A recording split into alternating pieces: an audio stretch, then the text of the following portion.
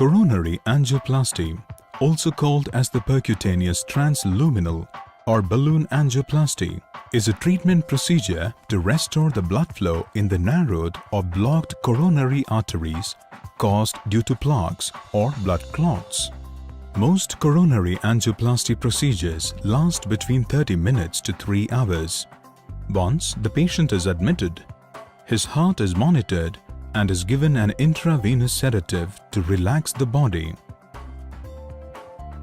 A needle is inserted through the wrist into the radial artery. A guard wire is then passed through the needle and is guided through the arterial system up to the heart. A flexible catheter is slipped over the wire and threaded up to the heart. This is monitored using a continuous X-ray imaging device called fluoroscope. At this point, the guard wire is removed and the tip of catheter is positioned to enter the coronary artery. A special dye is injected which allows the fluoroscope to take X-ray images of the arterial interiors and help in identifying the position of the block. This is called angiogram. Once the blockage is identified, a flexible guard wire is inserted into the artery vessel, followed by a balloon-tipped catheter over this wire to position itself at the site of the blockage. Rapid inflation and deflation of the small balloon pushes the vessel wall out, re-establishing the flow of blood in the artery. After the blocked vessel is reopened, the deflated balloon catheter is withdrawn from the artery. The same treatment procedure is repeated in the case of multiple blockages. Most patients may also receive a coronary stent, which is a small tube made of wire mesh designed to keep the artery open once it has been treated. A collapsed stent is placed over the deflated balloon catheter as it is inserted into position. When the balloon is inflated, the stent expands and locks itself into place. The deflated balloon and catheter are withdrawn, leaving the stent behind to hold the artery open permanently. Post-treatment, a pressure bandage is applied over the radial artery to prevent bleeding. One will need to lie down for several hours, during which signs of bleeding or chest pain will be monitored. The patient may either be discharged on the same day or after an overnight stay at the hospital.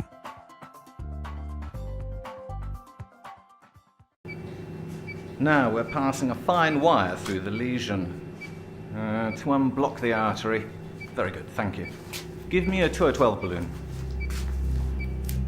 Are you all right, sir? Feeling better? Yeah.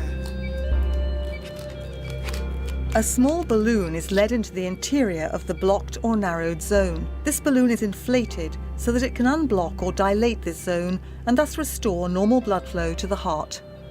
Generally, in order to improve the result of the operation and to prevent the artery from blocking up again, a fine cylindrical metallic trellis, called a stent, is placed inside the ailing artery. There are two types of stents: bare stents and stents coated with medicinal substances, so-called active stents. These medicines help to prevent the artery from narrowing again.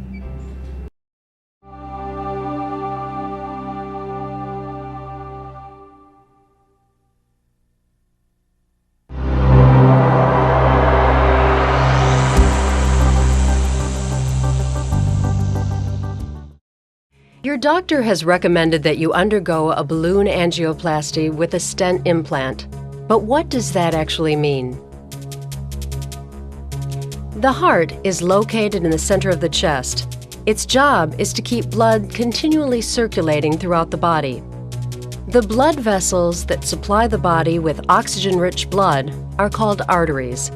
The arteries that supply blood to the heart muscle itself are called coronary arteries.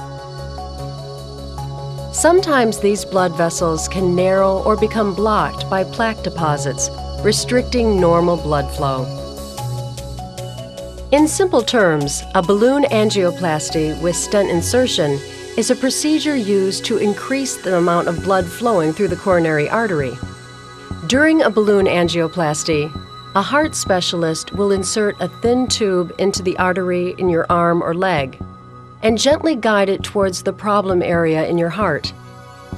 Once the tube is in place, a small balloon is briefly inflated in order to widen the narrowed artery. A short length of mesh tubing, called a stent, is then inserted into the newly widened artery.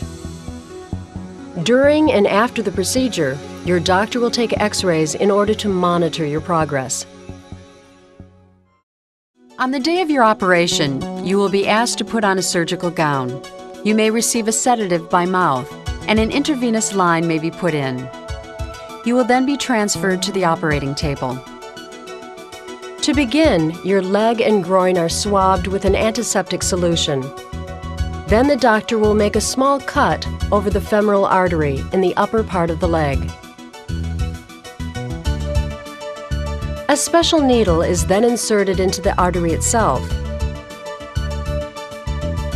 Then a guide wire is carefully passed through the needle and gently pushed into the artery and upwards towards your chest.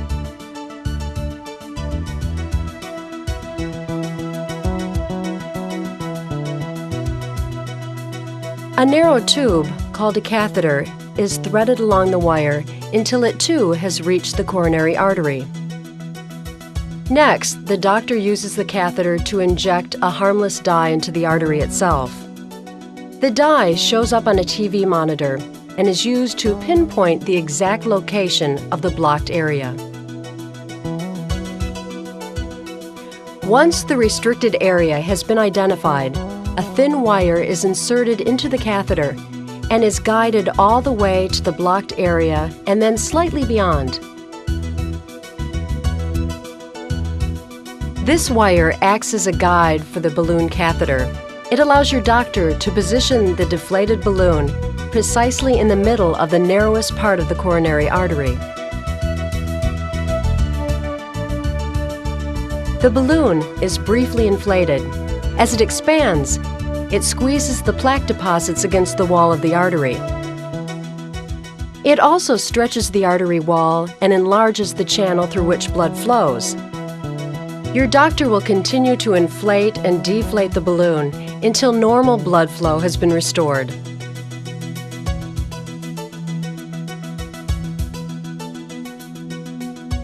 The balloon catheter is then withdrawn, and another balloon catheter is inserted.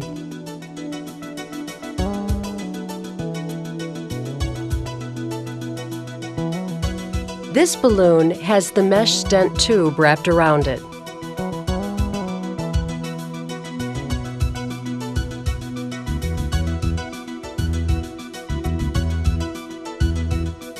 Once this tube has been placed in the center of the now widened area of the artery, the balloon is briefly inflated. The stent expands until it hugs the walls of the artery. Finally, after a thorough investigation of the region, the catheter and guide wire are withdrawn, and the stent remains permanently to provide support to the artery and to resist the buildup of plaque. The dye that had been injected will break up and leave your body as waste. Slight pressure is applied to the incision in your leg in order to prevent bleeding.